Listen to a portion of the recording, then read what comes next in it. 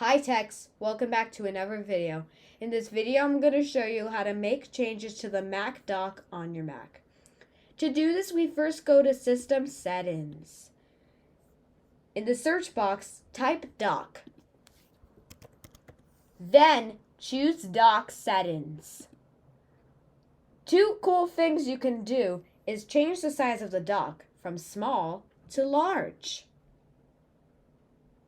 Also, the position on the screen, you can have it at the bottom, left, or right. And that's it. Personalize it wherever you want, whenever you want. Thank you so much for watching.